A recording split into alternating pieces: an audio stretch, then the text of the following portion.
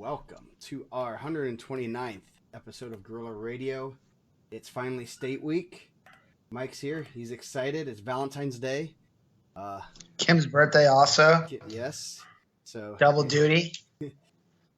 Doing everything, all your loves, not only wrestling Yep. and Kim. So And candy. Candy, yes. Kid's got lots of candy. I know Rocco was excited. He had a bag full of candy. He wanted to. When I picked him up today, he was down in a fun dip. I'm like, oh, that's great.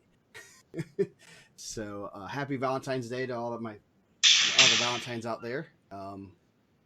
It's state week, so at least we have a night off, and we don't have semi-state on Valentine's Day this year. So it's always a fun time to get away to try to get away and watch wrestling while all the girls want to be loved. So how was your weekend? It was good. We did we went to East Chicago. It was pretty awesome. We did the East Chicago semi-state was awesome. I thought that I got to see some stuff I'd never seen before with the Hobart Regional not having a champ. I don't think that's ever happened. Not since I've been going there, whether it was Calumet or Hobart. Didn't have an individual champion, and then neither did the South Bend Regional. The Penn Regional, they didn't have an individual champion, so Crown Point kind of continued their dominance. 13 champions from Crown Point Regional, not all Crown Point, and then one from the Logansport. So Logansport holding it down. Yeah, I'm trying to see. Okay, Carroll Regional have a. We might. Yep, we had VZ. Okay, so all four of our regionals had one. I've never. I mean, Yeah. it's one of those things that I'm sure. Logansport's. Or I'm looking at the other regionals. Richmond is usually the weak one. Perry, East Central, they have a couple. Roncalli, Perry, Cathedral. The only other one would be Hamilton Southeastern. They go to Northmont, right? Pretty positive. I believe so. So all of theirs had one. I don't know if out of Evansville, Jeffersonville Regional is usually the one they call a little bit weaker. Sullivan goes to Bloomington. Whiteland. I think Adrian did the post on that. We can go look at it. That's how I knew. But I kind of knew that Crown Point had dominated. Crown Point dominated as a team. The team scores were blown out. Crown Point qualified a bunch. They're taking almost a full team down there.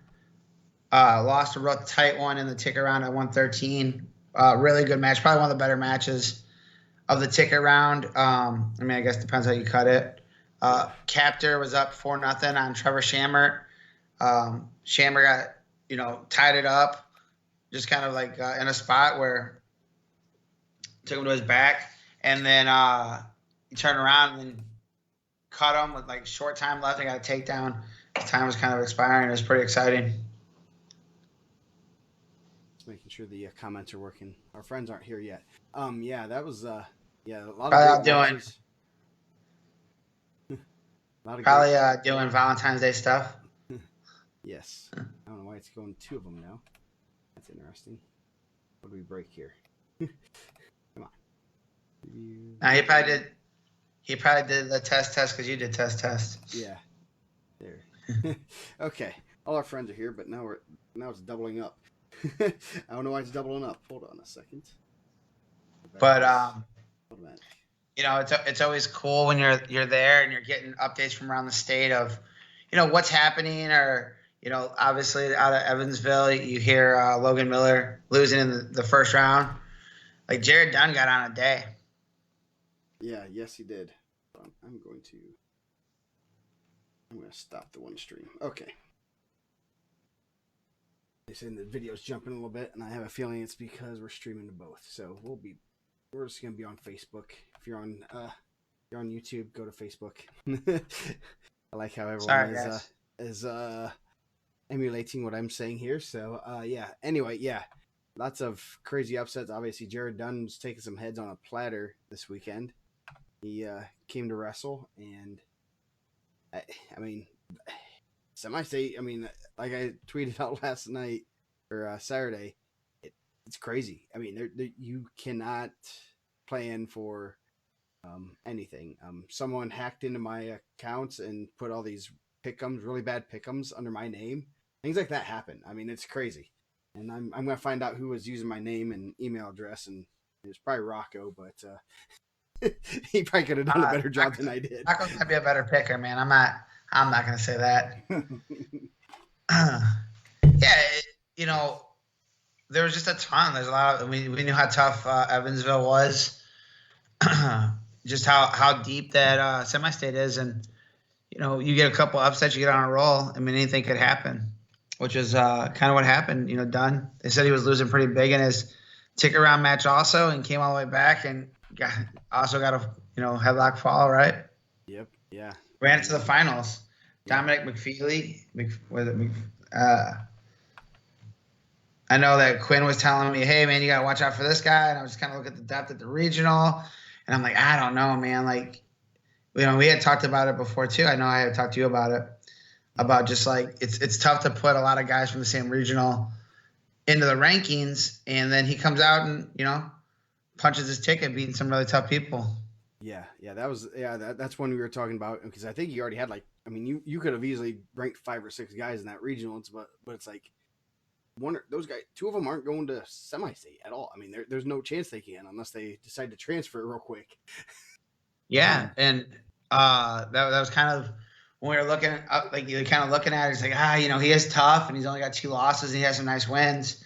I know he beat Keith Parker early on, but at that point, it was like, I don't know if he's going to make it out of the region. Now he's going to the state finals, and he's going against guys that have been in the semifinals out at Evansville. Mm-hmm.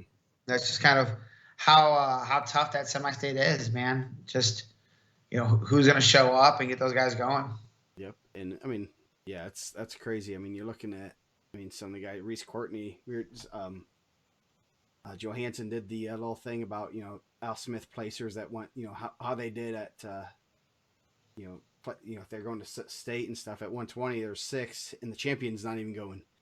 Man, that you won the toughest weights. Not to pat myself, like not myself, but like that's how we felt at Maryville and East Chicago for a long time. Mm-hmm. That we like a lot of really tough guys were being left in the ticket round and in the first round of the semi-state, and we were getting a lot of medalists. Our medalists were really high, and our champs were really high. But you're taking down some of the tougher teams, especially in the individual bracket, because you're not getting those guys through.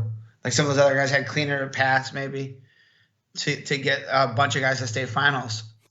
And now it's kind of flipped. Like Crown Point's such a dominant team, and that regional is such a dominant regional. I mean, they won every weight except for 95. And, it wasn't just Crown Point, because then you mix in the 2 New Prairie champs, the 2 Chesterton champs, and you have Svatner from Valpo. Like, that's all the same regional. So, like, we were talking, what's the worst draw? Like, I don't know, you guys, all your worst draws are here. Like, if you're 220 coming out of Crown Point, that the worst draw you can't have in the ticket round. Yeah. And I know some people were talking about Franklin possibly moving down to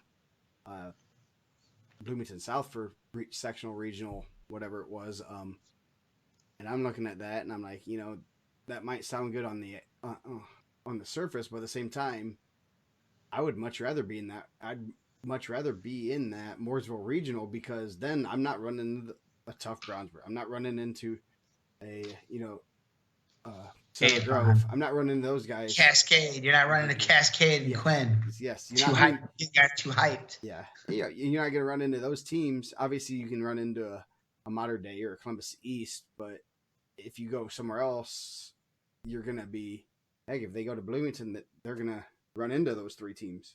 There's a 100% shot you're going to run into those, because you're going to be right there. There's no big dominant team at Bloomington South. Has Bloomington South. They're solid. Floyd Central's good. You're always going to have some good guys, but you're not separating yourself from there. And you might be a champ, but you're going into those. You're guaranteed to get someone from those other regionals. So it's one of those things that, I don't know. It's one of those. It's interesting to see and play. I mean, like you said, I'd rather follow those guys. I'd rather see them at regional than I would semi-state. So, Oh yeah, man. Like look at like I mean it takes away when that's the toughest regional and Mooresville's incredibly tough. It takes away the opportunity to have that death draw. And the same thing with Crown Point. I'm sure. I don't know. Your guys' regionals seem a little bit more even across the board. I mean, I don't know what your guys' champ breakdown was, but I don't know Perry and Cathedral in opposite regionals, right? Yep. Yeah. So like, I mean, you still have those, but if there's a dominant regional, you're not going to have to like hit that guy. It's Tatini and Torres. Like, if Tatini's a runner-up at Crown, I mean, he probably would have been a champ if Torres wasn't there, but you lose that opportunity to draw him. Mm-hmm. It's Salami and Mendez. You lose that opportunity to draw him in the ticket round. Yep. Yeah. So yeah, and that's something that helped. And I know last year when we were talking about Chesterton and Crown Point going back and forth, and they kind of just followed each other, and then they both qualified a bunch, and then Chesterton ended up pulling, having a great semi-state and ended up winning semi-state, and then put themselves into heck of a position. They were this close to winning state, because they didn't get those death draws, because they, the two best teams were in the same regional, and they got separated at semi-state, and they both had really good state tournaments because they didn't have to work, they didn't run into those death draws as badly as the other ones. So it's one of those things it's interesting to see from that point. And I really never thought about it until last year when we were kind of watching that Chesterton Crown Point, as they started, dwindling down their teams, losing a few guys here or there. It's like, wow, them following each other is huge. And it's something that, obviously, in Mooresville, in the South, you have the Evansville, the Evansville Castle regional. You're gonna have Castle. Castle's always gonna have some good kids. They're always gonna be hard to beat, whether you wrestle them, whether they're a 4 or a 1. You have obviously Mater Dei. You have Evansville Wrights and Memorial always have solid teams. North Posey's in Tell City or Tell City's out of Bloomington, I think. But you're gonna there's 5 or 6 teams that are just solid year in, year out. And then you have Bloomington South. You have some good solid teams there that are always going to produce good kids. And then Jeffersonville's that kind of the weaker one past Columbus East. But then Jeffersonville always has some good kids. You have Madison. You have some other schools down there. I know I'm missing some schools down there, but they always have some solid kids. But so you're really not avoiding too much. But if I can get away from 2 nationally ranked teams, I'm getting away from them in the ticket round. Yeah. Well, You have to take your chances. I think we've seen a lot of that this weekend. A lot of 4s. I mean, Quinn just posted. I mean, McFeely was a 4. He was a 4 out of Mooresville. He's the only one that qualified. Yeah. Yes. You see a lot. You see a good amount of 4s over 1s, and once we get in the brackets, I'd be willing to bet there's gonna be some more 4s over 1s Friday night. I mean, we kind of talked a little bit off air. Like, I'm not in the live prediction thing because I want people stealing my pick'ems, but you want to go and, wrestle the toughest guys, but also, like, I mean, I guess some of those areas create, like, toughness too, right? I mean, the Indy area is kind of unique because they go to Evansville, but they're in Indy area schools. But, that Crown Point area, all those guys are right there, and they're all kind of training together. And, we lose half of them to Mount Carmel, but maybe it makes them tougher draws. But at the end of the day, like, that's just the way it is. And that's the system we're in. You got to take advantage of the system. Yeah. Travis, there are only 348 threads on Class Wrestling. Sorry, we were way off there. But yeah, so Fort Wayne was eventful for various reasons. Yeah. May or may not have involved sometimes when I was in the corner, but Rochester had a real good tournament, and it came down to the last match, overtime match that they needed to win. Rochester and Adams Central were neck and neck, and there was a head-to-head at 220 where Adams Central won and took the lead, and then Rochester had our heavyweight in the finals and overtime takedown, and they won semi-state, which was really cool. We weren't around. We left because it was a long but we kind of talked about that on the Fort Wayne show, right? Like, yeah. Rochester's going to have a good sprint at the end of guys, and they took care of business. Yeah, it was. I mean, it was crazy, and Rochester was a really young team. They lose a couple seniors, and they even lost.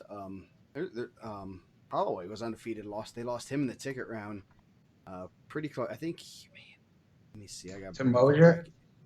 Yeah, to Mosier. I think that was a late like takedown or reversal, something like that, where they tried to, two near fall. They got reversal and two near fall, and they tried to argue it, but it was pretty clear. So yeah, And that was a real good all match. the teams 10-8. up top there were smaller teams too, right? Yeah, Everyone, the top couple teams at Evansville or at Fort Wayne were all small teams. yeah. There we got bring that up. Yeah, Rochester, It Adams sounds like it was a Central. Standing Peterson. Say that again. I said it sounds like it was a Standing Peterson. Okay, yeah. Yeah, I would be willing to bet wherever Davis and Michigan's at, they have two nationally ranked number ones in the same semi-state. Yeah. I mean, some of those guys are on the same team, you know. Yeah. They Because what is it, Barr and I mean, they're all kind of right up there. yeah, they have some pretty good kids. But yeah, there was some some good matches. Holloway going down was a surprise. I mean, Mosier's tough. That was a tough match, and then there's a lot of good matches, top to bottom. I mean, obviously at 20, you had Rubel and Brooks. I know someone commented that wasn't, Rubel dominated him. They said that wasn't really that bad of a draw. Like anytime you draw a kid that has beaten you previously at semi-state and a kid that has 2 state medals in the ticket round, that's not a good draw. Yeah, Brooks kind of, I feel like for as good as he is, he kind of flies under the radar a little bit. I mean, I know they're a smaller school, and maybe that's because they're not like Al Smith or things like that, but he's really good. Yeah, he's pretty tough. I mean, you don't accidentally get 2 state medals. I mean, And a semi-state championship, right? He was semi-state champ freshman, before. yeah, he beat Rubel, as a freshman when they were freshmen. So, Who was the fourth in there? Because it was Brady.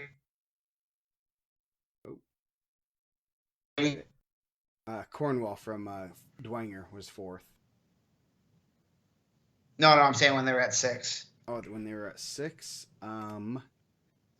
Let's see. So, it was a pretty tough. It was a pretty tough. Amount of people. Pretty tough semi-state.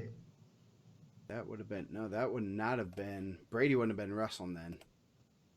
Okay. That would have been, let's see, it would have been 21, 20, would have been 19.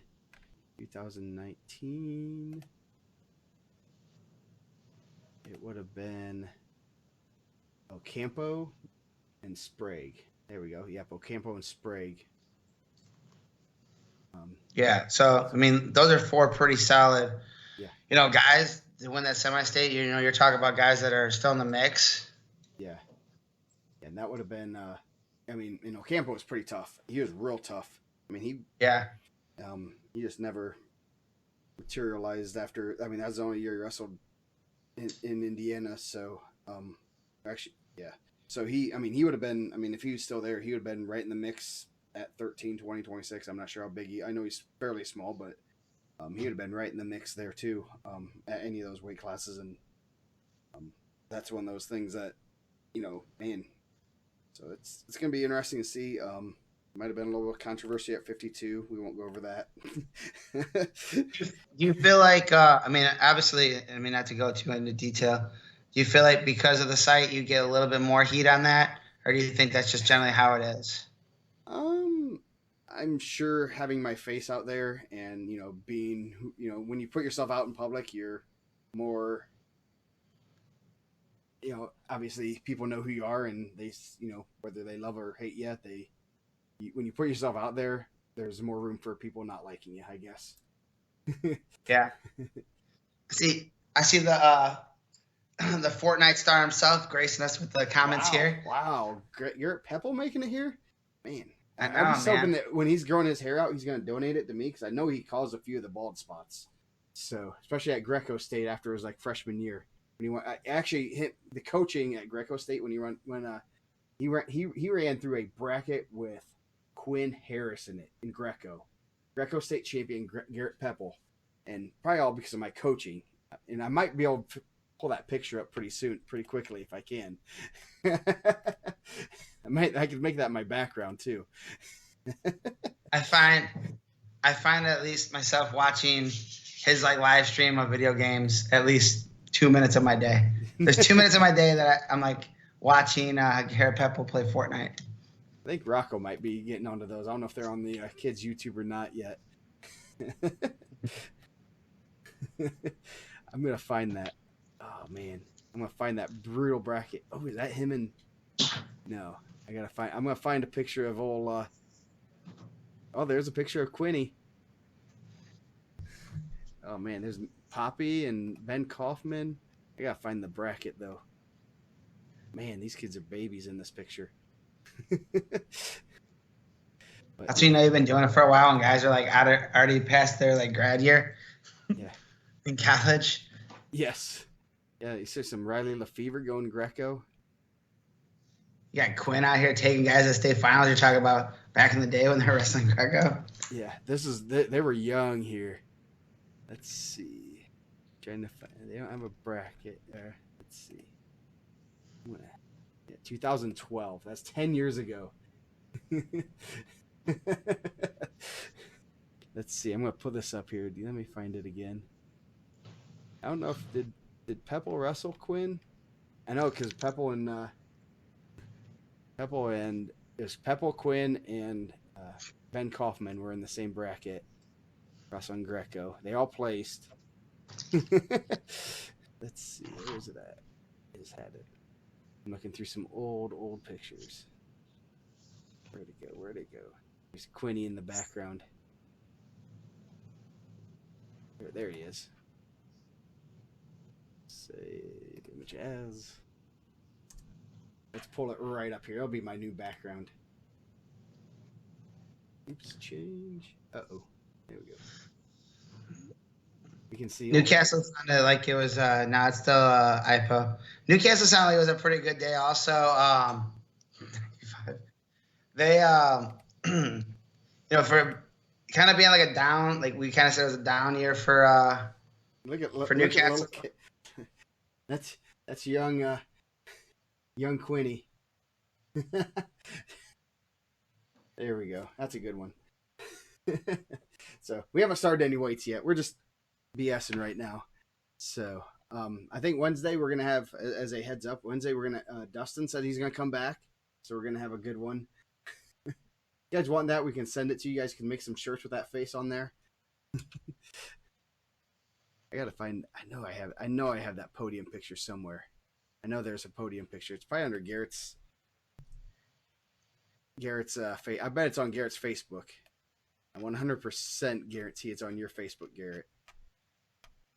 So, anyway, we're gonna find some good pictures. Man, that's gonna be a while finding that old one. So, anyway, you ready to go over some brackets? Yeah, I think so. Good. So let's switch to brackets. 3 people. Wrong one. I think that's the wrong one. Wrong one. Brackets. There we go. Whoa, that's the wrong one. I want bracket 3 people. There. Let's move this over. That's 113. Yeah, we're gonna go up to 106. Need to. Need to go. Oh, there we go. There we go. Okay, now we're good. So, we'll start at the top half. Hockaday, Halevai, Jeffrey Bailey, Aiden Bollinger, 1 and 2 in the same quarter bracket. So, yeah.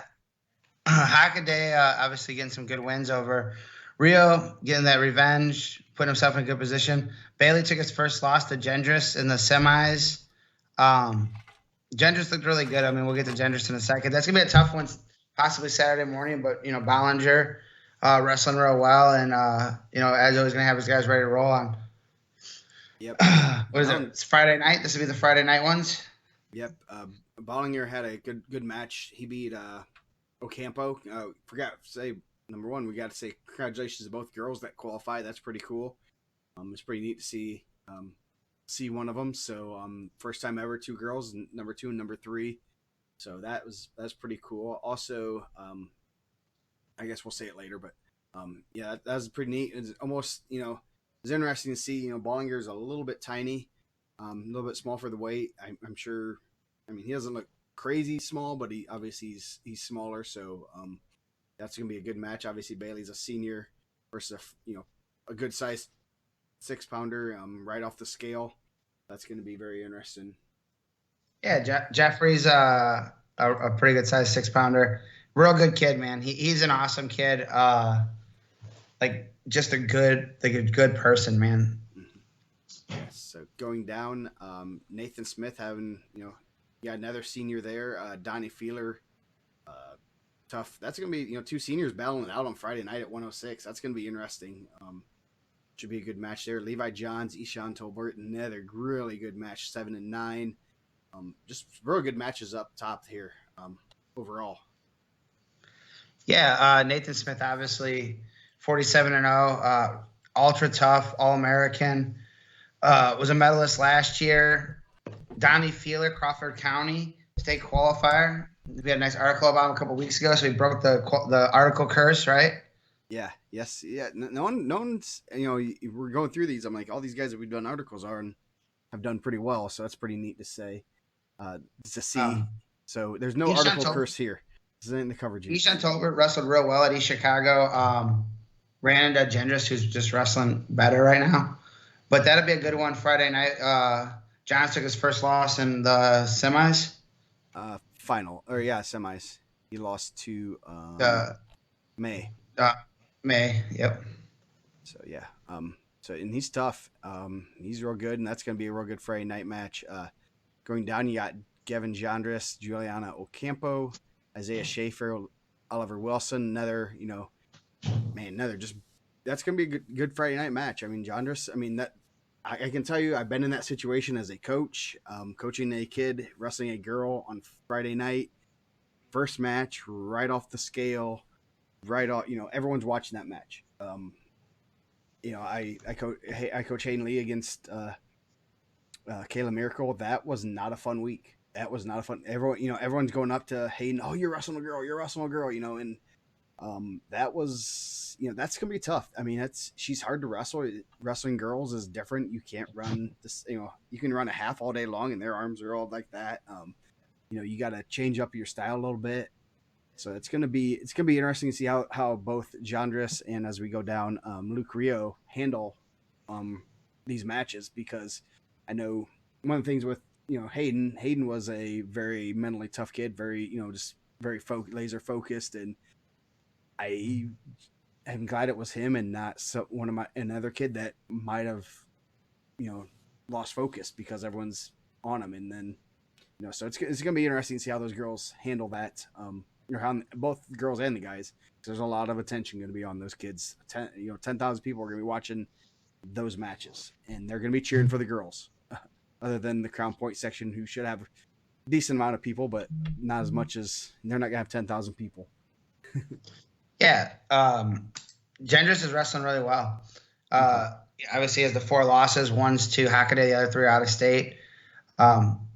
That's an interesting one Friday now. I don't know if those guys have wrestled before, but I think you're right. That's just going to be a little bit more nerves, a little bit more anticipation. But I mean, I think both of those people have wrestled big matches. Yeah. Like obviously Juliano Campos, a Pan Am's champ, and Gavin Gendris has wrestled some. I think we used to think incoming freshmen, the spot might be too big for them, but they have some times where they're out there wrestling in front of Tulsa crowds. You're out there wrestling in these huge gyms already, these huge stadiums. So I think those guys have their eye on state championship. They're gonna need Gavin Gendris to make a run. Yep. Yeah. So that's good. I'm obviously having been in that situation as a coach and stuff, and we end up there's a lot of media inquiries. Obviously, second and third aren't going to get as many people on them about it, but it's still going to be very distracting rather than just wrestling South Auburn in the first round. Oh, you have a Hobart kid. Okay, that's fine. So it'll be interesting how both. I mean, obviously John just he's a freshman. He's been through the ringer. He's wrestled at heck. He wrestled at Mount Carmel. That's a hostile environment. I mean, that will definitely help him in that situation. So it'll be interesting to watch on Friday night. I'm glad I don't have to be in the chair for that because it was very stressful. No, I said Johansson. Yeah. Schaefer and Wilson, that'd be a good one. Schaefer, real tough freshman. Wilson, a junior. I know Wilson had been up at 13 some. That'd be an interesting one. And that Saturday morning possible quarterfinal of Crown Point Mater Dei. Just draw wise, I thought Crown Point had some pretty solid draws overall. There's gonna be somewhere you can go over. I'm sure they're gonna be kind of not as good, but a sneaky pick for the title. Mater Dei has some guys that can get it to the lights, and if you can get a handful of guys at the semis, it doesn't matter how many you brought. It just matters how many you can get into the ticket round. Yep. So or to the semifinals. Yeah, going down last quarter bracket, Jaylen May, Seth Auburn. Unfortunately, he's related to Johansson, so you have my prayers there, Mr. Seth. Then Heather Kroll, Luke Rio. That should be a good, another good first round match. May had a real good semi-state, beat some pretty solid guys, and he's if you didn't know, we've done an article on him this year. His dad's Nick May, who was a state runner-up to that Reese Humphrey guy. I don't know.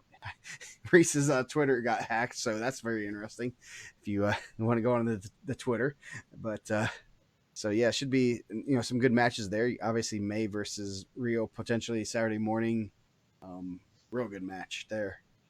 Auburn had a real interest. They're not interested. Real tight ticket round match with Dollinger from McCutcheon. It was a 2-1 match, just back and forth. I think that's kind of how Trevor Triana beat a McCutcheon kid in rideouts. So Hobart McCutcheon starting a nice ticket round rivalry there.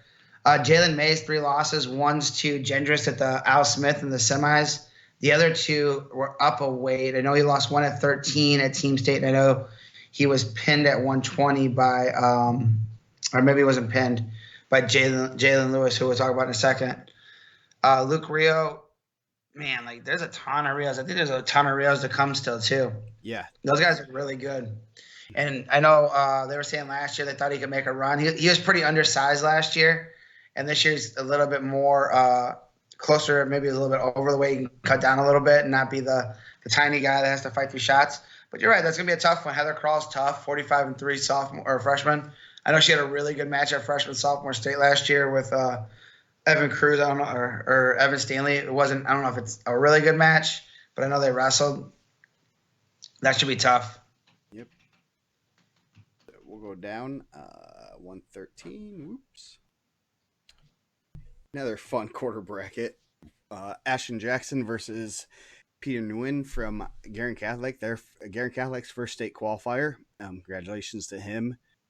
Easton Doster and Evan Sang, first round there, man, 1-4-7, 4-7 in the first round. That's just brutal. Doster's he has only 2 losses. A Tishner lost in overtime.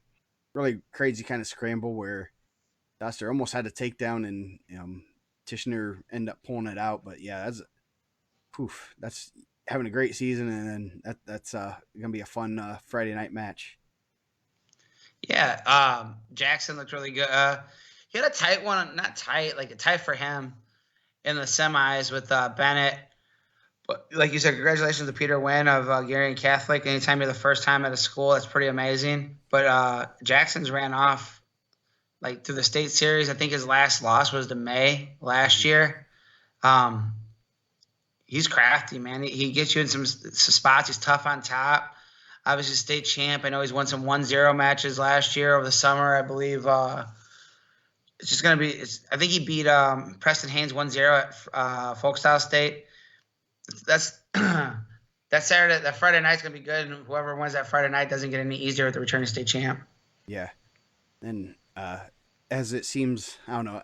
I'd like to go back and see how well the what we would think would be semi or state finals matches come out in the potential semifinals, but you could have rematch of Jackson Dickey in the semis here. Dickey has Dylan Bennett from Penn, 2-time state qualifier now. Bennett in and out of the lineup, it seemed this year, and then started turning on at the right time, as Penn usually does. And you got number 6, Jackson Heaston, and then against Wyatt Davis from Rochester, tough freshman. So that should be a real good, 6-13, 2-7. Pretty good quarter bracket right there. Yeah, I think it's definitely not the way we would have seeded it, which No. is, unfortunate. But, that's just kind of the way the bracket gods work. Dickie Bennett, I'm not sure if that was a match from last year, how that shook out, but Dickie's only losses to Jackson, and we can get a rematch there, see who makes the adjustments. Both sides, I'm sure Laporte's making adjustments, and I know he works real close with Elite and Kevin English, and I'm sure Dickie and Cathedral staff will be making adjustments. Then you have Davis and Heaston. Heaston's real tough. That'll be a good one on Friday night again. Like a lot of really good Friday night matches. Maybe the rankings were easier this year. We got more than we ever got before, but definitely a lot of high level guys, and that'd be a good one. Yep.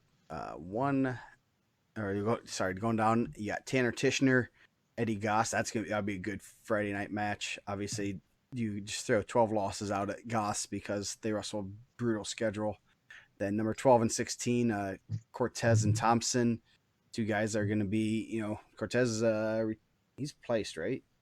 He was a qualifier, I believe, 2 years ago. Okay, and then Thompson was a qualifier. Was Thompson a qualifier?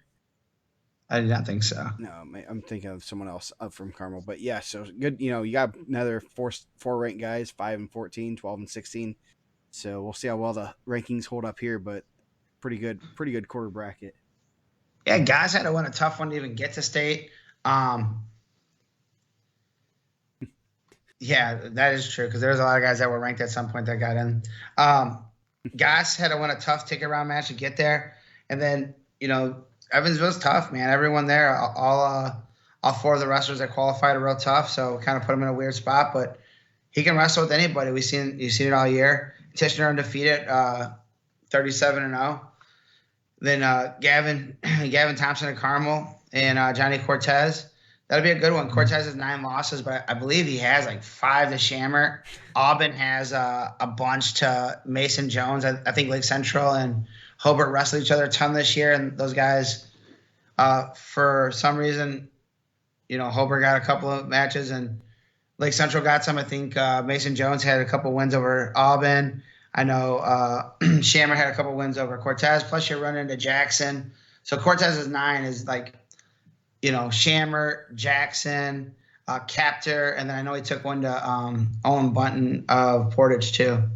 Yeah, like I said, those teams in the DAC wrestle each other a lot. It seems in that area. So, and plus they go to the Al Smith together. I mean, so yeah, just another one to Liam Kruger in the 3rd and 4th place match. So just a brutal 9 losses, but it's tough, man. And going down last quarter bracket, Preston Haynes, Brownsburg, 35-2, having a great sophomore year. Bone Keith Cowan,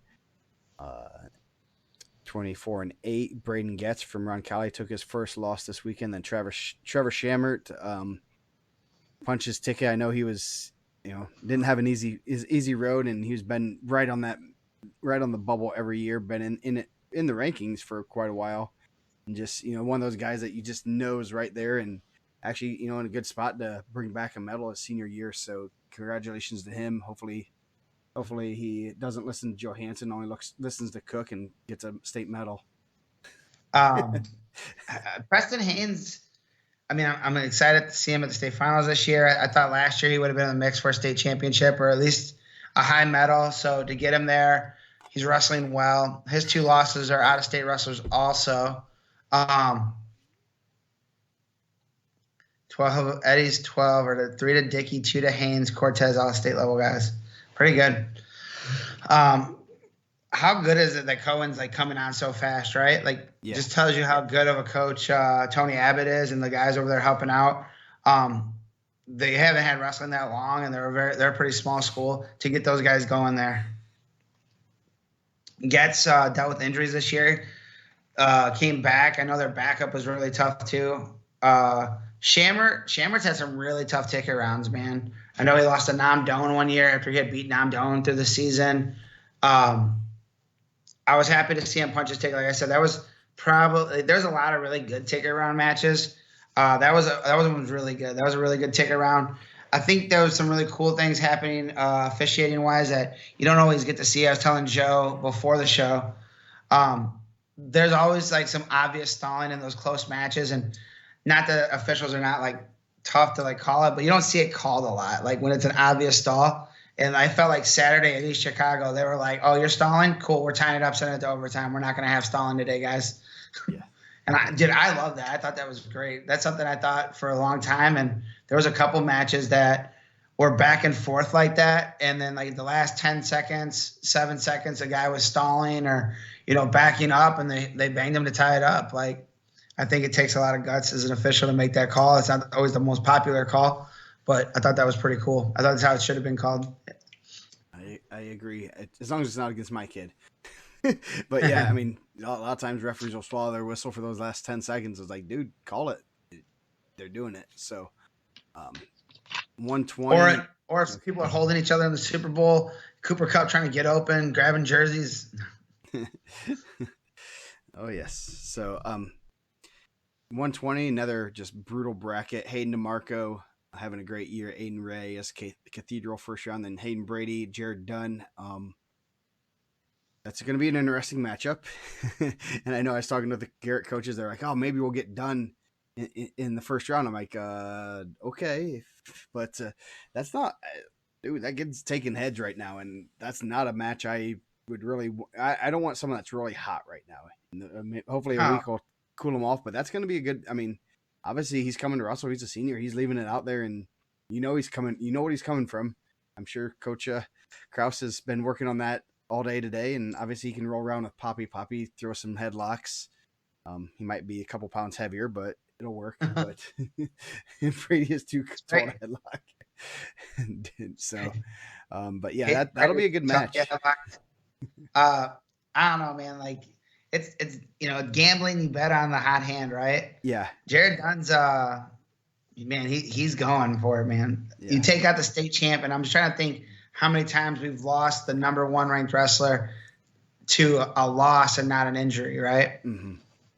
But man, you don't see that very often, especially a guy that's got the hardware that Miller has. And if the video's clear, I don't know. On my flow, I went and watched that one, and it was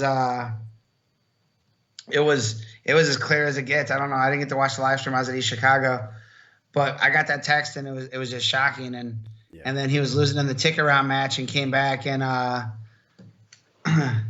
and he went out there and won that one too, hit it again. Mm-hmm. So Brady trying to get out there and get his first medal. I know he's had some tough Friday night losses. Mm-hmm. I know he had Anthony Ball last year. I can't remember who he had freshman year. Josh Johnson. Josh Johnson. Yeah, he was leading, and then Johnson may or may not have hit a maneuver that Jared Dunn likes to use. So I know. So I know that's rubbing some salt in some wounds, but it was it's you have a good headlock. It's not easy to wrestle in those positions. So, Hayden DeMarco wrestling really well, 42-1, returning medalist. His only loss is out of the tournament now. It was Reese Courtney at the Al Smith in a really good match. Mm-hmm. He's pretty good in all positions. I don't know. Looking at the fours you could have got, that's probably not the four you want. With Reyes is 31-9. He has some really tough matches under his belt too. Cathedral doesn't wrestle a soft schedule at all. Not to say that Chesterton does, but I would be willing to bet that all of Aiden Reyes are 9 guys that are ranked or pretty highly ranked guys. Yeah. They might have wrestled each other at Al Smith. I'm not sure. Yeah. And if there's one team, if I have to pick one team I don't want to wrestle on Friday night, it's Cathedral. Their record on Friday night, Coach McGinley's record on Friday night is just stupid. It literally is just stupid. And I'll put that article out again this year, just with updated ones. It's like an 80% winning percentage on Friday night, and that's just insane for as many qualifiers. If they had like 10 qualifiers, 8 out of 10 probably not bad, but they've had a lot of qualifiers, and their percentage on Friday night is just stupid. So that's one team. If I'm going to pick a team and say, hey, you don't have to wrestle this one team, I'm going Cathedral, and I don't care whether he's a 4 or a 1. That's a tough match. Oh yeah. I mean, and that's always a cool article because I think like the percentages are crazy. Yeah. And then you get like, and I'm sure we'll talk about it too. You get guys get guys with 7 or 8 losses. I mean, we're about to talk about it in this next quarter bracket. I was saying it this past weekend. Like Lake Central always finds a guy with like 10 losses to get a medal. Mm-hmm. And it's like always, and it's, hey man, pull it out of the hat. Who's going to be your 10-loss Lake Central guy, your 10-loss Maryville guy that's going to make a run just because those guys are out there wrestling those schedules. I mean, we go down to the next one. You got Toby Billerman. I'll let you do it, man. You do a better job of that. That's fine. Billerman, number 6, and Guillermo Rivera. I should be able to pronounce that better because I'm Italian. Noah Likens and Neil Mosier. That should be a good Friday night match. You got 6, 7, 9. Really kind of a pick 'em to get the semis there. Billerman had a great tournament beating Lavelle. Coming on right at the right time. Obviously, he's a returning semi. He was not semifinal. He was a qualifier last year, right? Or no, he was a semifinalist, no, right? Billerman was a semifinalist. I always get him and Morton. I always get them flip-flopped. But yeah, he's a returning semifinalist right there. I mean, Likens is tough. Likens having another good, having a great senior year, and he had a real tough tick around match if I'm not mistaken. So that's gonna be a good kind of a pick 'em quarter bracket. And Mosier's wrestling well right now. Has nothing to lose and go out there and obviously Coach LeCount's gonna have his kids ready and getting after it. Jesus Aquino lost twice in the ticker round to Lavelle and Billerman, both semi-state champs. That's not what you want to draw in the ticker round. Yeah. And I believe he was 2-time regional champ, right? Yeah. So. Billerman obviously turns it out this time of year. Huge win over Kyrell Lavelle. Guillermo Rivera wrestling really well too. Had a tight loss to Cruz at the sectional, and then he plays lower at the semi-state. He took 4th. He lost to Jaylen Lewis, who we're about to talk about. Who Jaylen Lewis they flip-flopped. They reversed that match from the week before. Likens is pretty good. I think you've seen it when he beat Rubel at the Al Smith, just how tough he is. And I know Coach Cooper always got those guys going. And I know that Coach LeCount was upset when Mosier dropped down. He took a loss early on at Team State. He bumped up a weight class and proved me wrong. He won a real tough ticket round match to get there. Beat an undefeated kid in the ticket round, right? Yep. So going down. Whoops. Not too far. Yeah, Lane Gilbert, Sullivan, 28-1, having a great year. Elliot Cornwell, Bishop DeWinger. He was 3rd time this charm in the ticket round. Had a couple heartbreakers there. Good to see him punch his ticket. He's a hard worker, great kid. Not a good Friday night match. Jaden Lewis, New Prairie, and then Kyrell Lavelle. So you're gonna have a 2 and 3 potentially Saturday morning. So get your tickets and get there early because that should be a doozy. Yeah, I think, congratulations to Cornwell. I know he's had some tough ones too, right? Like he's had some real tough ticket round matches. Lane Gilbert's really good. And then, came out and took down a good Evansville semi-state that everyone was talking about. It's one of the deepest ones, So 3rd time there. He was a returning 3rd or 4th placer, right? 3rd placer at 120 from a year ago.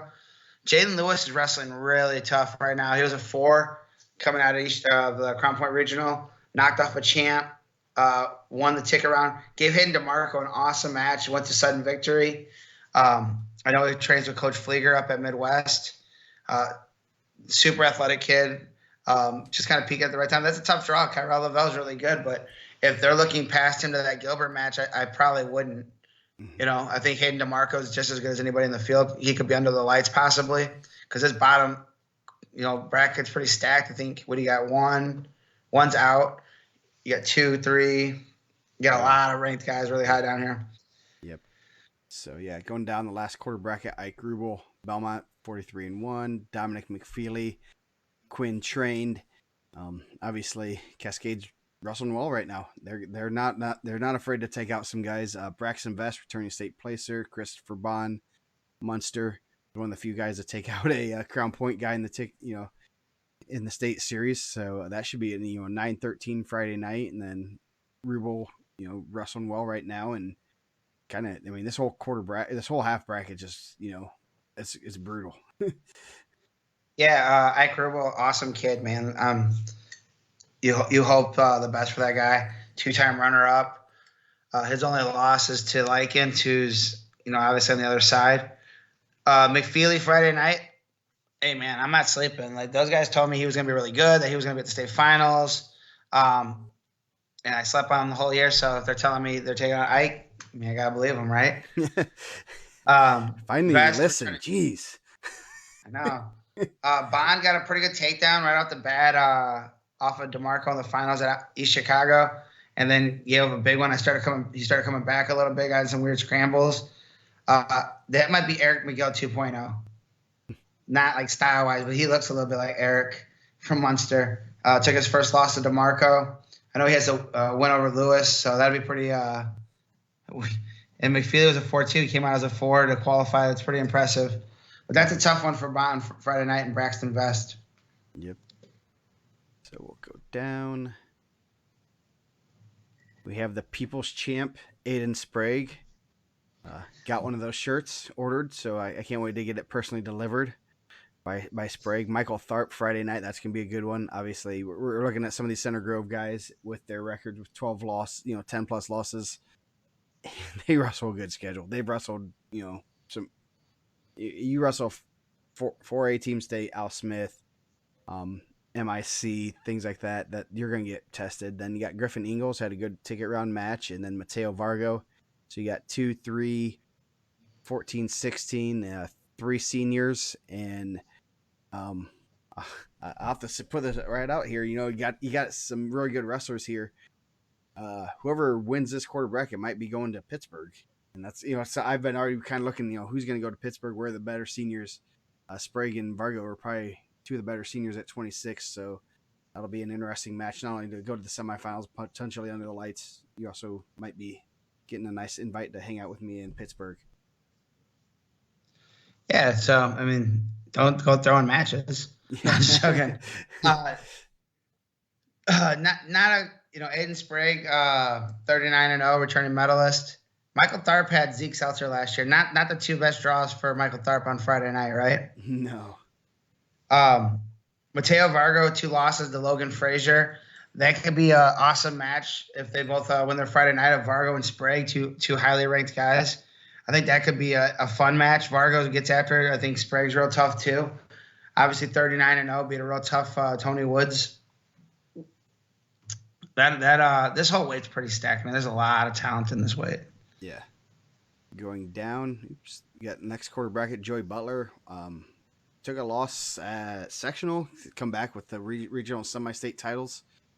Gavin Cook, Adam Central, David Maldonado, Maryville, and Isaac Ward, Carmel. So you got, Butler looks like to be, number 4, 12 and 15, but you never want to count out a number 25 Maryville kid. It wouldn't surprise me if a Maldonado runs his way to the semifinals. That's not going to be. No one's going to be shocked if they see a random Maryville kid in the semis. Yeah, I think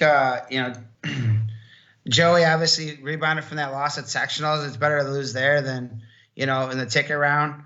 It's really exciting. We talked about several times about him and Ike last year. That was a super exciting match. That's a tough one. Gavin Cook's had some really good wins this year, but those are going to be interesting. Isaac Ward, David Maldonado will be a really good Friday night match. I thought David wrestled Vargo really tough in the semis. I think David's really coming into his own. He looks strong, as a real good gas tank. I don't know what happens from their sophomore year to their junior year. I feel like the Maldonado boys get like extra big and extra strong. They look like they can squat a lot. They have good motors. I think anytime you're strong and you're a good athlete and you don't get tired, that's always going to be a recipe for success. Bottom half of the bracket, another pretty good bracket here. Blake Wolf, Bo Brabender going another Fort Wayne qualifier. Fort Wayne actually qualified 57 for state, so that should be a good one. The KT Nelson, Tony Wood, number 5 and 7. Man, this 5, 6, 7, 17. It's gonna be a fun quarter bracket. Not, obviously that KT Nelson Tony Wood's probably gonna be one of the funner matches. Wood's tough and he scrambles, and KT's having a good year. Lost to Butler, I think, in the semis, so that should be a real good quarter bracket here. Oh yeah, that KT Tony Wood match is gonna be really good, and styles make matchups, and I seen that Wood and Thine match where he bumped up, and it was a good match, kind of going back and forth. KT's tough, man. It's always interesting when guys lose a couple years and when they come back. And Tony Wood was there last year, real tough kid, barbender, like. Maybe he'll go to Newcastle next year, see if he can qualify. Evansville last year, just kind of make all the rounds. Yeah, yes. Go to 4 semi-states, try to get a ticket out of all of them. He wrestled well Saturday. He gave a late takedown to David Maldonado in that 3rd and 4th place match. I probably, if we had asked our coaches, it's probably not I think he went headlock with like 3 seconds left. I don't know. It was tied. I don't think that they were probably looking for that. Blake Wolf wrestling really well, though. Wrestled well last year. He's wrestled well over the summer, freshman, sophomore champ, I believe maybe 2 years ago or 2 years ago. So he's put himself in a good position, but that Friday night's going to be tough. Coach Sandifer's going to have that barbender ready. And then that Saturday morning match, whether it's Nelson or Woods, is going to be really good. Yeah. I'm kind of that KT and Tony Woods probably one of those matches I'm kind of circling for Friday. Luckily, I won't have it. I guess not luckily, because I'd rather have more wrestlers there. But I'm not going to be focused on my wrestlers, especially with the 2-session thing going on. So I'm going to circle that one and probably that's probably going to be a fun one to watch. KT gets after it. Wood scrambly, funky, hard to score on at times. So that's going to be a good one. Going down, you got Logan Frazier, Keaton Morton. That'll be a good 1 and 11 Friday night. Then Keegan Schleybaugh from Lakeland and Braden Haynes. Lakeland with 2 state qualifiers, and I was talking to their coach today. And that was the first time since 1991 that they've had multiple qualifiers, I believe. Something like that. And I think they left a couple of pretty tough kids at home, so yeah, they're doing a good job over there. Yes. Has Rex Brewer been calling Hobart this whole time? Come on, man. He used to come do matches in the region. He should know better than that. No wonder he needed that police escort out of Hobart. He was calling it the wrong name all the time. No one wants that. That's a no. Yeah. That's like calling Carol Fort Wayne Carol. Yes. It's just Carol. Congratulations to Slawbach. Punched his ticket through a pretty solid bracket. Braden Haynes is tough. His 7 losses are high level. It's going to be a good one Friday night. Keaton Morton and Logan Frazier. Man, Logan Frazier's wrestling really well right now. Looking real slick. Looking better on the top position. I think that's an area he's improved since last year. His only loss, Sergio Lemley, in that Mount Carmel duel. But obviously Sergio is one of the top guys in the country. Yeah. I think Logan looked good against Vargo. Looking at possibly a Wolf and Frazier, but you never know. Like you can't. That Saturday morning round is so unpredictable. It's crazy. Like that's the round where state championships are made, whether it's your team title or Pick'em's titles, because there's no rhyme or reason to it. Like it's how guys are going to wake up, how guys are going to come up the scale, and then just who's going to be ready. And you look down there, and obviously if you're up in the nosebleeds, you can't see it, but you see the guys that are going to be ready to wrestle, and you see guys that are. You've seen it with Logan Frazier and the Modern Day kid 2 years ago. It was just Logan Frazier was pumped for that match, and I think a lot of people had I can't think of what was the Modern Day kid's name. Short stocky kid. I think it was Freeman. Who? Freeman. No, not Freeman. I'm not sure what you're talking. But you look back, and I just remember thinking, like, man, Cole Ross, Foreman. No, Cole Ross. Yes. Okay. And I remember thinking, like, not that Cole Ross didn't look ready, but I really do feel like Logan Frazier looked like just different beast right there. Mm-hmm. So you look at that, just how guys get up for that match Saturday morning could be huge. luckily we have our chat here that they're Johnny on the spot. I kind of zoned out for a second, but one of the things we got to look for this year is the sessions. And last year the lightweights were in session 1, which means they got done early. They were done at 1:00, and they were able to get any weight off they needed. They had plenty of time to get ready for Saturday morning. Now they're in the evening, so they're not. I mean, they're gonna get done 9ish. It's not get 9:30ish. They're gonna have to be right back up at 7 o'clock to get on the scale, and so that's gonna be interesting. Especially I'm gonna say generally the 106 through 145s are gonna cut more weight. That's just nature. So you might see a little bit more craziness down low than you did kind of last year. So that's something to kind of keep your eye on. If you know a guy's cutting some weight, they're not gonna have as long as they did last year, and that might affect how they wrestle. 100%. Yeah, I think especially going to the further end of that round, some of these guys, especially if you're starting off that round, you can get out of there. I know you want to watch your friends, but sometimes you got to take care of number 1 down there, and that's best for your team. Yep. So 132, another pretty solid weight class. Cheney Chef got round 74 with Eisen. Him and Eisen if you take away the losses to each other, I think they might only have like 1 or 2 losses. Chef has 2, I think, to Zeke. That's the only losses I think he's had in his career past Eisen. So Michael Major, tough freshman from Carmel. That should be, that's one you can't really overlook there. Bryce Denton, Penn, as always, Penn, comes on at the right time. Logan Ullman, returning state qualifier from Adams Central. Denton was a qualifier last year, right? He was qualifier 113, I believe. Yeah. So making the big jump. Yeah, that should be a good Friday, 2 qualifiers. Someone's going to get a medal there. Real good quarter bracket. A lot of guys we're going to see, at least one more year at state. Yeah, Cheney Chef putting a really nice career together, 2-time runner-up right now. Sometimes, not saying that he can't beat people, but if now you're on the same side as Zeke. So one of those guys, that was last year's state championship match, right? Yeah, 2 of them potentially in the semis now. Yeah, Dickey and Jackson, and now you got Zeke and Chef on the same side, and that's brutal, man. Like, you won the semi-state, but maybe being on the other side might have been a little bit easier path for him to be back under the lights. But if you're going to be a state champ, I think everyone is, you got to beat Zeke anyway. So take him out in the semis, maybe get him overlooking.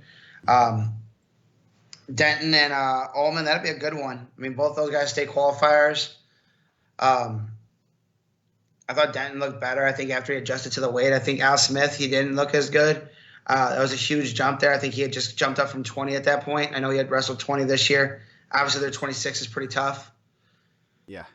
Michael Major, really, really good freshman. Just an unfortunate draw. There's not a lot of easy draws at 32 if you're drawing a champ. So.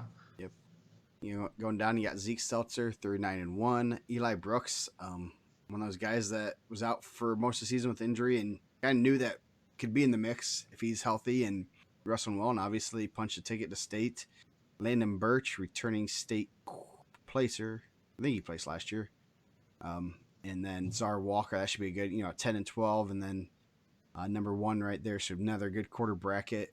Brooks is someone you really can't sleep on, and he's going to come out fighting. He's going to come out trying to throw everything, including the kitchen sink and maybe a refrigerator to a Seltzer. Yeah, that's a tough draw, man. Zeke's really good, but congratulations to Eli Brooks for persevering through a tough season and getting there. I believe he was a 4 also, correct? I know he wasn't seated very high in the sectional. Yeah. Well, he probably wasn't with his record, but battled. Not only didn't get a good seat at sectional, but then has to battle through Mooresville sectional, regional, and the Evansville semi-state, just a bunch of tickets. Yeah, he was the 6th seed at sectional, 4th at the Mooresville regional, and then punches his ticket. So pretty impressive.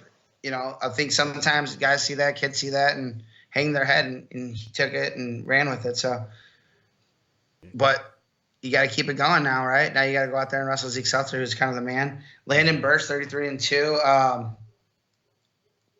It's tough, man. Czar Walker, wrestling real well. Looked really good Saturday against Anthony Ball.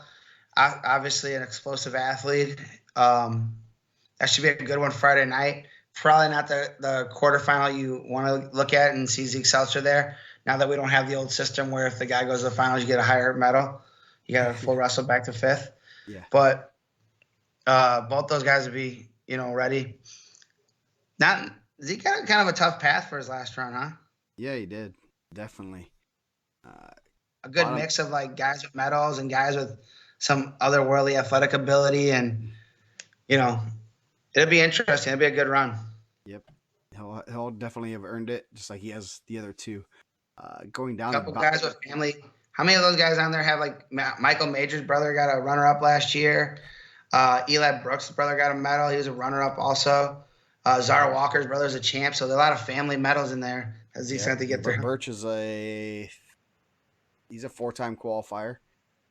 One medal, one or two, and he's legit tough. I mean, there's no easy path here for anybody. Anthony, going down the next quarter bracket, Anthony Ball, Jasper Graber, 4 and 24. Then Wyatt Krejcia, Brevin Thrine,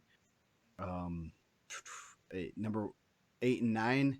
They were both in the same conference last year. I'm pretty positive, so that should be.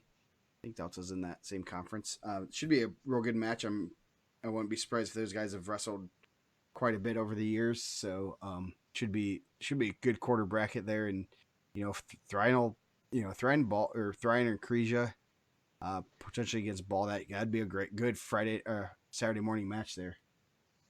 That was one of the ones I looked at too. Jasper Graber had some nice wins at Al Smith. Ended up DMP. Anthony Ball Friday night. Anthony Ball's wrestling well. He's tough to wrestle. He's long. His 4 losses: 2 to Zeke, 2 to Eisen. Krejcia and Thrine. That's going to be a really good Friday night match, just stylistically. I think those guys can put on a lot of fireworks. I believe Thrine beat him last year, right? Is that what you said? I'm pretty positive they've wrestled quite a bit. I thought Thrine. Yeah, when he was at Delta, I believe Thrine beat him last year. So, obviously that's going to be one they're looking to get. Senator Grove's going to need these guys to kind of get some of these wins on Friday night to put himself in position to make a run. But obviously he has 5 losses, but he's going to be battle tested. That'll be a good one. Just you hope that they kind of separate some of these good ones so you don't have to watch 1 and 4, watch these good matches going at the same time. They didn't wrestle at their conference last year, so I don't know if they wrestled. So yeah. Where's Johnny Hughes when we need him, man? Yeah, Johnny, we're paging him. Send the Johnny signal out. Did you ban him from the chat? Come on. No, I didn't ban him from the chat. He's a good guy. He's not like Nick Krause. Oh, sorry. So going down, last quarter bracket, brutal. Dylan Stroud undefeated. Return. I think he has a medal too. He's a 3-time qualifier. Mason Stanley from Rensselaer Central. And then Elijah Anthony going for his 4th time's a charm, looking for a state medal. Brady Eisen, Brownsburg, 3 losses between the two. That's another one I kind of have circled. Anthony's been wrestling well. Just took his first loss to Zeke, and not the draw you really want. But man, that's a brutal quarter bracket right there. Yeah, Stroud. When you only have 10 losses in your quarter bracket, pretty good. Yeah, not bad. Stroud and Stanley should be a good one Friday night. Stroud's really good, 36-0. That Anthony Eisen match, that was a rematch from last year's Friday night. A little bit of social media going on. Anthony says he's been counting down the days to get this rematch he was hoping for. Elijah Anthony had a really good win over Logan Frazier at IPO. Wrestles well. Brownsburg's going to need that one. Losing Logan Miller is huge for their team chances, but they couldn't lose Logan Miller and Eisen. That just kind of starts a cascade effect where maybe you put your stuff out of that early on. Mm-hmm. And it was a 3-2 match last year at state. So that's one. Like Harvey said, overtime last year. Oh, geez. So, yeah. Back-to-back years. And like you said, Anthony's been there 4 times now. He has not medaled. That's never a stat you want to see for anybody, There have been 2 from my calculations. Can you name them? The 4-time qualifiers. Yes. One kind of has a little bit of an almost asterisk, and one is the giant killer, Bethel. Oh yeah. And he didn't wrestle, I want to say, his senior year. And then the other one is the other one is Miller from Madison. I can't think of his first name. Oh yeah. So was it Michael Miller? yeah. It was almost Eric Keith. Eric Keith went down 3 times, lost 3 times. His 4th time, won Friday night, and then ran into a state title. So yeah. So yeah. Man, Blake Harvey in here getting him quick, man. Nope. But I think Nick, he placed his freshman year. The DeKalb kid you're talking about. So yes. Anyway. Yeah. So yeah, you don't want to be that person. So definitely. I like that Anthony posted he was looking for that match. Yep. That's exciting. Yeah, it'll be good. I mean, it's a good match. It was a 3-2 match last year, so it's not good. I mean, Anthony's wrestling well. He's no slouch. He's gonna get after it, and he's gonna have a little bit extra motivation to get that medal finally. So, he was 3rd at IPO. Yeah, that's legit, man. Yeah. So 138 pounds, Jesse Mendez. He is good at wrestling. We spelled our brackets correctly, not on the preview on the bracket show. They did not spell his name correctly. Gave him an I in there, right? Yeah. So, Evan Roddenbush, tough freshman from Bloomington South, not the draw you want as a freshman, but hey, he'll go after him, I'm sure. Julius Gernsker from Daleville was a placer last year. Ike O'Neill, Westfield. Terry O'Neill getting his son to Westfield. I know, or from Westfield to State. I know. I think I said this last week on the when we were talking about Newcastle. Ike, we picked Ike up when he was like going into his freshman year at Mechanical. We picked him up and another kid. We need like a 32 and 38, and they battled. They were obviously the backups, and they won a couple matches. And Ike, you could tell Ike was a grinder. You could tell he knew what he was doing a little bit, but he wasn't physically there.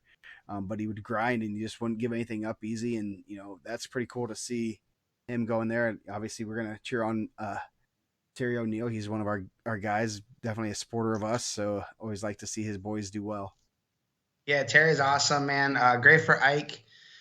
10 losses. He's wrestled everybody, man. He's got a who's who on there. Garen's a returning medalist, so that'll be a tough one Friday night. But everyone's got to go out there. So Jesse Mendez pretty tough. I see Austin Clement put that. That's pretty interesting.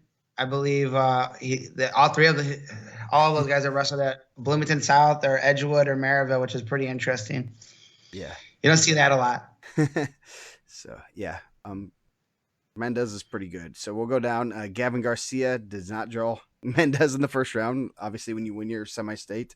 And Wesley Harper, that'll be a rematch. I'm pretty positive from Team State, where Garcia won. Or at least I know Harper lost against Brownsburg. And then you got Luke Gonzalez and Dylan Tuttle, number 11 and 12. So pretty, obviously 4 ranked guys here. Pretty solid quarter bracket. Yeah, and it kind of shook out rankings wise where you have them all at 4 different. You have 1 at top, 2 at bottom, 3 in another quarter bracket, and 4 in another quarter bracket, right? Yeah. Yep. Kind of a little bit. 2 and 3 on the same quarter. Yeah. Wesley Harper, Gavin Garcia. Gavin Garcia only 2 losses this year, both at Crown Point to Nick Tatini and to Jesse Mendez. Both of the guys will be in the bracket. Wesley Harper, 27-6. Penn brought a good amount of guys. They wrestled well.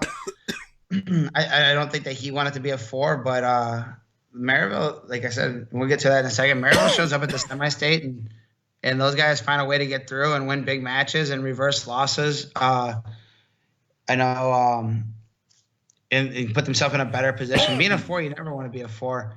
I mean, a lot of 4s came through on this at the semi-state, but when you're going out there with guys that are high level, you don't want to draw into those guys. You don't want to draw into, Bryce Lowry or Jesse Mendez or Cameron Clark had a really good semi-state too. So, bottom half of the bracket, probably the, pretty loaded down here. You got Bryce Lowry, Alan Maggard. Maggard, 14 losses, pulled a huge upset in the reversed 2 losses to Litchfield from Belmont in the ticket round. Cash Turner, Cole Salome from Kankakee Valley. You got 2 and 5 in the first round. Might keep sleeping on these Columbia City 138 pounders. 2 years in a row, they've snuck the state, and you're probably gonna get a strongly worded email from Blaine Culp for sleeping on his 14 loss 138 pounders.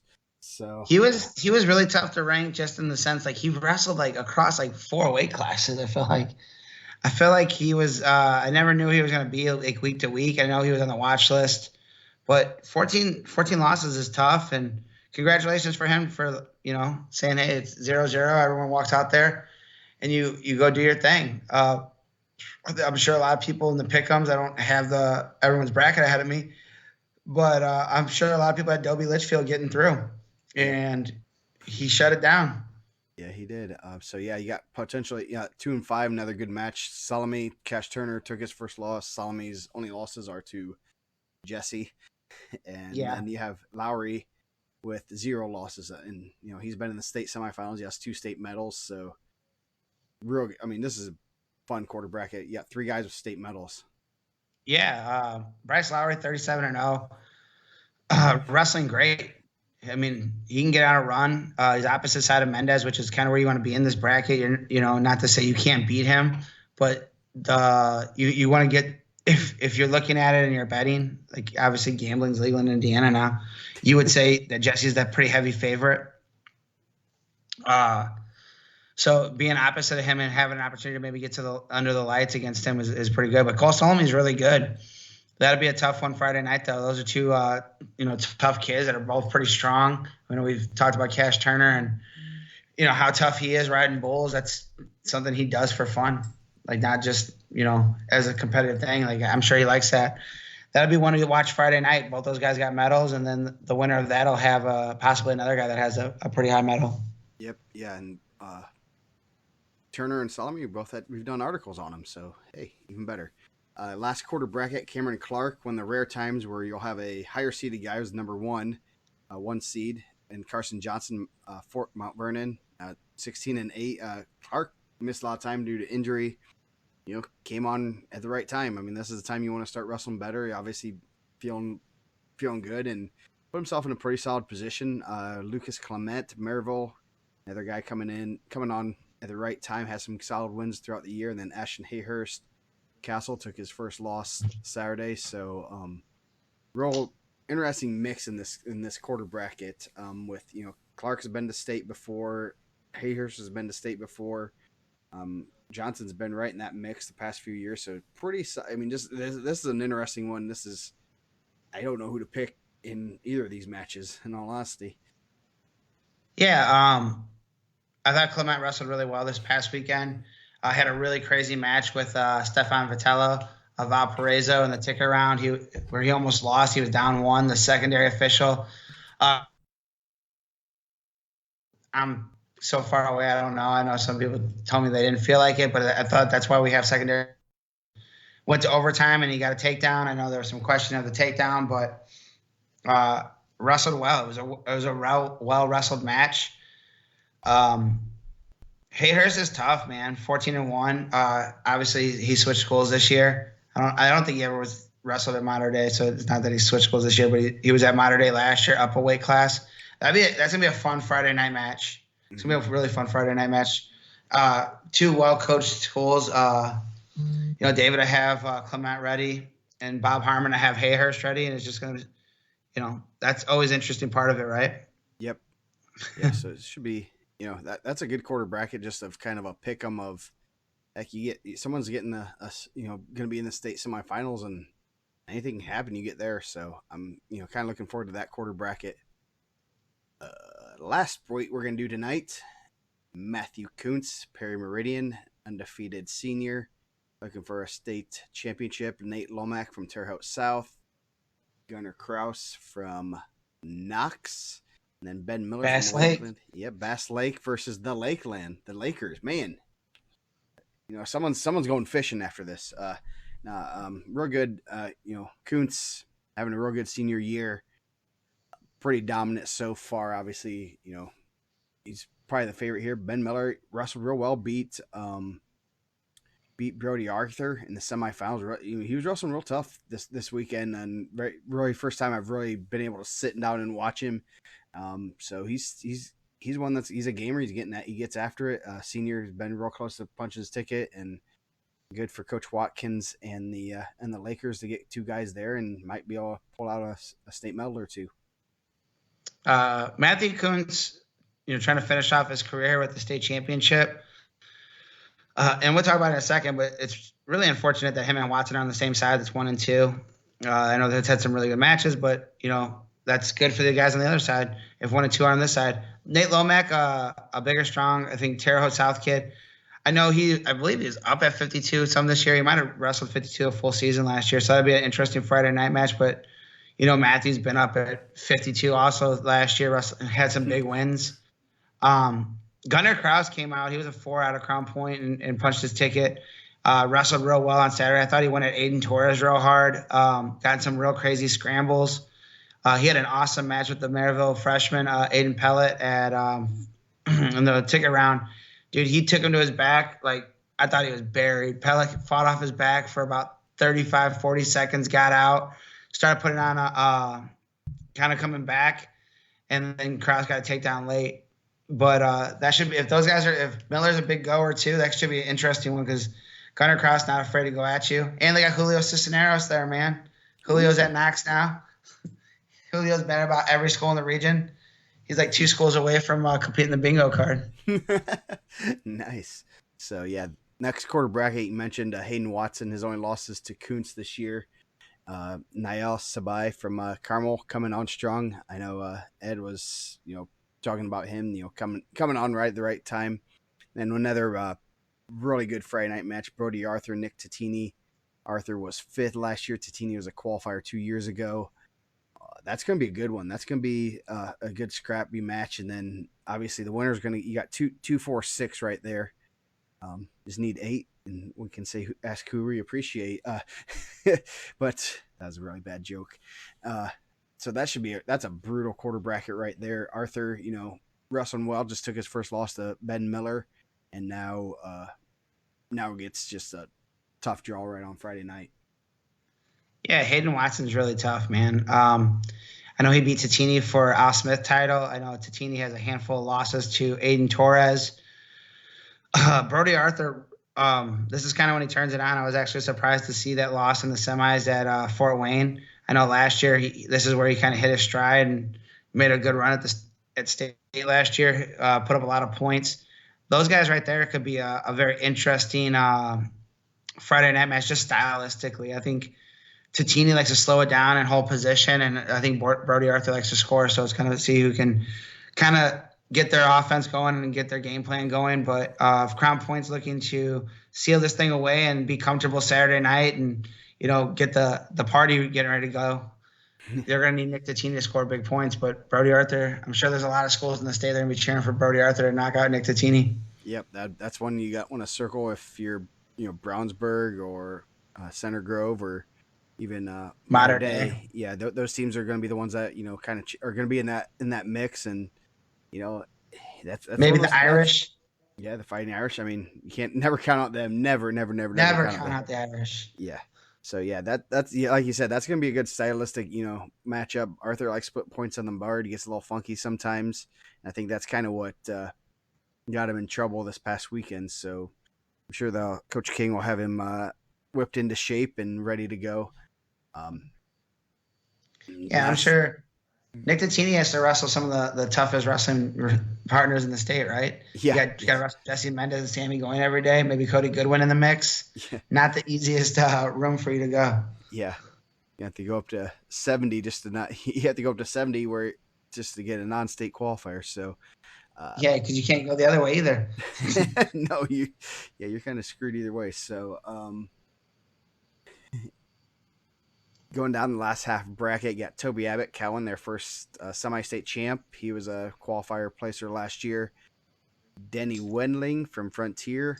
Don't know much about him. Anthony Oliver, I know he's been knocking on the door the past few years. Ryder Searcy, also he's been one that's been knocking on the door, just hasn't punched his ticket.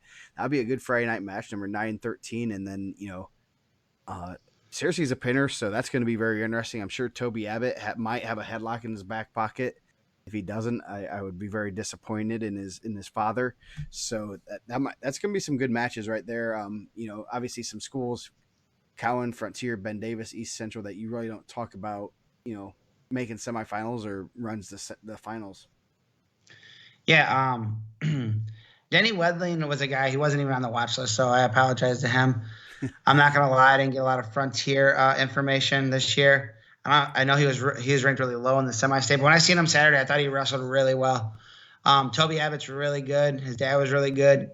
He's kind of been the standard bearer for Cowan so far, and I think that he's setting a high standard for those guys, winning the semi-state 33-0. I know Ryder Searcy was a big judo guy. Like, that could be exciting if we get Toby Abbott, Ryder Searcy. But Anthony Oliver, man, I know that Quinn Harris was real high on him last year and told me not to sleep on him this year. Quinn Harris trained so he can we should give some of his points to Cascade, his advancement points. Yeah.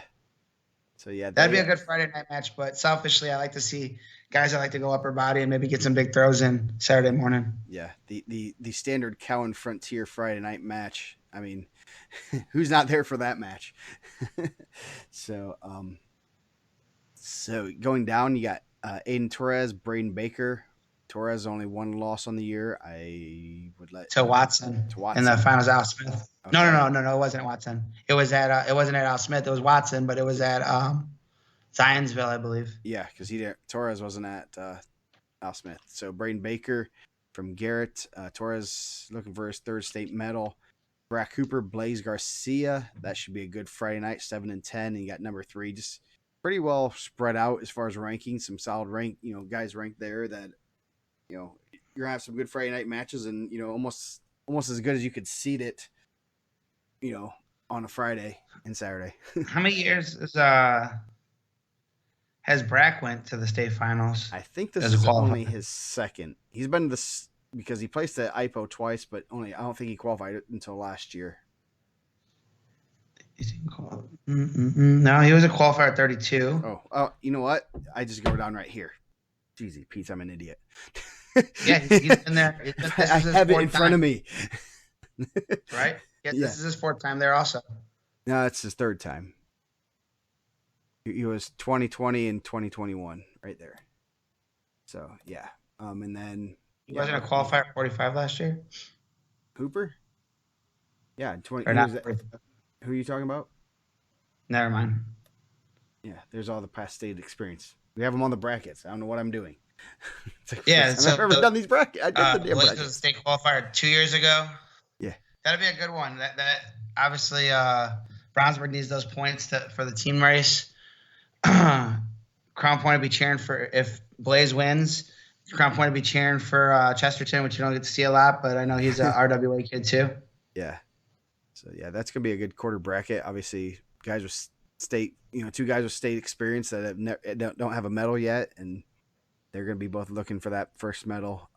Should be well coached here. So we are going to go over 52 on Wednesday. We'll have our special guest, Dustin Bentz, on here.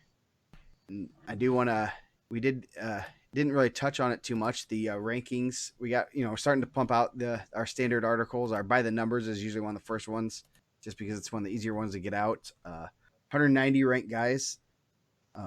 So that's not too shabby at all. And we did get our first perfect bracket of ranked guys, and that was 152 this year. So that's pretty impressive, especially with all the random draws and all, how everything works in Indiana that you can't predict. And you're not predicting state qualifiers. That's the thing people don't understand. You are, but you aren't. You're not going to try to, get, everybody. And there's sometimes where you might just only rank 4 guys from a semi-state, and obviously some of them might hit each other in the ticket round. So yeah, I think I had to try to explain to someone today like why Indiana doesn't have. We were talking about Logan Miller losing, and they were like trying to ask me why we don't have wrestlebacks, and I didn't really have a good excuse for it. Like I was like, I don't know, maybe timing, but yeah, it'd be interesting to see how if we went and did all the the wrestlebacks, how many guys that maybe were ranked fell on there. Like I said last week, I think someone said that they didn't want to. Like they said that's unheard of, but I think there's some coaches maybe that feel like they have a better chance if it's a one and done than if you have that actual wrestle back and get the 16 best guys there. Yeah, I almost feel that it's like almost like the repechage in international wrestling, where one of the things they brag about, I guess, and that's probably not exactly the best word to use, but when they go to the IOC and say, hey, look at how many different countries get medals, and that repechage is semi. It's not the full wrestlebacks. It's only basically who the finalists lose to. So you're gonna get a little bit different flavor in those wrestlebacks and get some schools or countries in that matter recognition and stuff. And I can, while I don't exactly, I'd rather have wrestlebacks. I can kind of swallow that excuse a little bit better because it is good to see. It is good to see a frontier kid. It's good to see Cow in there. It's good to see, Charlestown. I'm just looking through some, schools and stuff. But it's good to see those schools represented. Cowan's going to have a guy there either way. He won a semi-state. I just think, I get it. Like, it's not, like you're looking for, like a coin flip, I guess. You're looking for that big win. You're looking for a possible, a guy to get on a heater and win some big matches. But I don't know if it's the right system. And I think,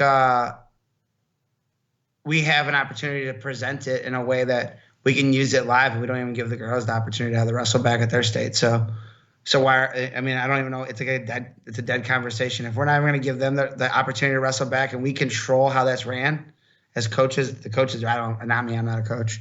Yeah. I'm just a guy that talks about wrestling on a website most of the time. But you know what I'm saying? Like if we're not even like looking to put the format into place there, like then why would they ever? If we do it, we have data, and we're like, hey, it doesn't add that much more time, then what are they going to say? Yeah. But we don't even give our female athletes, who's not a state-sanctioned thing, even an opportunity to do it. So, like I said, I think that I bet if you ask people legitimately, like, hey, do you want wrestlebacks? They'd probably be like, no. Like you said, I like to see the guys that have an opportunity to make it that wouldn't have it if you got the best 16 there. Yeah, that's it's an interesting. I think, and I said on the board that I think our previous administration, and this would be 90s, 2000, early 2000s type coaches association. I just remember some of the clinics, and they were just like rah rah, let's fight them, rah rah, let's fight the HSA. They're blah blah blah, and when you're it's a group think at that point, you're like, yeah, fight them. But then now that I'm older and a little bit more mature, a little bit more mature than a 5-year-old. I'm about 7 or 8 right now. I look at it and like, no, we got to work with these people. We got to say, hey, how can we make this better? How can we, go talk to Falcons, go talk to Nedig. I probably pronounced his name incorrect, but okay, how can we work? What would we need to do this? What can we do to, work with those people? Because just like anyone in authority, if you go try to fight your boss, you're not going to get a raise. But if you go there, hey, how can I get a raise? What can I do? What if I take on this responsibility? That type of stuff. You get more bees with honey than you do vinegar. The old saying. The bees or the flies? Flies, whatever. I don't know. I was just asking. I don't know how you those. I don't know. Uh-oh. Yeah, I think it's tough. I don't know if it would add a whole nother day. Like, it's 2 rounds, Like, you don't need to, like if those guys lose, you don't need to give them another match. Like, if you get, like, I don't think it adds another day. Yeah, no, it doesn't. I don't know. I mean, you have other states do it, and I don't think that adds another day to that round. Yeah, you could do it. I think we'd have to restructure I think we could restructure our state series. It's one of the bad thing is we just have like about 20 more teams than if we had like 20 less teams, we could really have I'd love to have a 3-week state tournament. I think it's tough. Our start tournament is tough, being 4 weeks long, and you have to have guys ready for 4 weeks. You have to, especially if you're running into the same kids at sectional and regional, like we talk about, Salami and Mendez. I know some of my kids have wrestled the same kids the past 3 weeks in a row, and that's tough when you wrestle, the same legit tough kids week in, week out, and you got to be on. And I think the 4 week thing is just it's hard. I think, I mean, it takes some finagling, but I think it could be done. Kind of having a semi super sectional, and then maybe go back to the regional / semi state where you have 12 guys. I think you could pull it off then. So I don't know. I guess I think those are more ideas I'm spitballing here. I think those are more team activities. If you lose and you're done, well, I mean, I don't know. I think in everything that should be every tournament. Then let's just do away with wrestling backs altogether. Yeah. In that sense. Yeah, then why do we do any tournament with wrestlebacks? You're right. We only play one Friday night game. Why don't we play a tournament of Friday night football? Yeah. Why is the runner up and second and third placers and fourth placers from sectional and regional going on? Yeah. The sectional champion. That's how it used to be. Sectional regional. I know Henry Wolf told me that. He said back in the day, only the number one from your regional get to go. Yeah. Can you imagine that? You want to go back to those brackets and we can tell you who would not be going to. The number one from your regional gets to go. That's it. Cockaday, not going. Nope. Bailey would go. Smith would go. Levi Johns. Jay Cockaday, number one guy in the state, gone. Let's see who else lost that regional. Icky's not lost. Preston, yeah. I'm trying to think of who lost at regional that, Bellerman. I think Bellerman lost at regional because he didn't beat Lavelle 2 weeks in a row, did he? No. Bellerman wouldn't be going. There's a lot. I mean, there'd have been a ton of people. Then, I mean, I don't know if they took one from sectional, but Joey Butler wouldn't have been going if they only took one from sectional. Like Drake Buchanan wouldn't be there. Yeah, Drake Buchanan wouldn't be there either. So, I mean, yeah, there's a lot that's the old school though. Yeah, Cheney Chef not going. He lost a regional. I mean, that's wild, right? Yeah, I mean, there's 4 or 5 guys that we just mentioned that are state title contenders that wouldn't have gone to semi-state. that was the 4 team. It was always top 4 when I went to the bigger sectional, right? Yes. But I did like one regional one time this year. Yeah, it was 4th, and then it would for 4 or 5 years. It was only top 3. It's 4-3-4, and then they changed it 4-4-4, which was it was kind of funny. You go 4, then 3, then 4. That's kind of weird. So yeah, there's just a lot of. It'd be interesting to see how that would have. There would have been a ton of guys that we wouldn't be getting to see through. Nick Tatini right there. I'm just looking through the brackets that wouldn't have gone.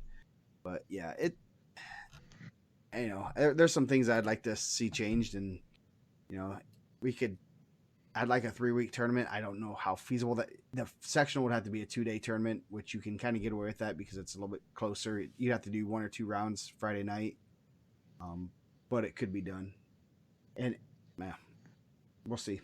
Yeah. Maybe that's an idea that Falcons has, and he's going to start working on, and trying to get the 310-ish teams to be able to separate as evenly as possible, because you basically are going to have to combine a sectional. Basically, go to a regional would be sectional. So, oh geez, Rex has changed it to his emoji. So, yeah, we'll be back Wednesday night with Dustin. He likes talking about big guys, so we're going to start at 52. Be on the lookout for our media guide, which is kind of cool. A lot of really good information there on the website. A lot of good articles. Going to work on our who are your losses to, a media guide, and I think there's a couple more that I usually throw up there. So be on the lookout for that. I'm going to see what else do I have on my state week to do. Who are your losses to? Hey, we got one podcast done. And then team race breakdown. That should be pretty easy. Crown Point. And then the media, and then update the who you want in your corner. That's always a fun one. Always generates some controversy and some people talking trash, but it's always kind of neat to see, what coaches are having success in the first round and the second round, things like that. Who's getting, and it's crazy to see the stats of those guys. Do I have all of them? No, I do not have them. Send them to me, please, Blaine, before I have to ask. So it's going to take multiple texts, I'm sure, but yes.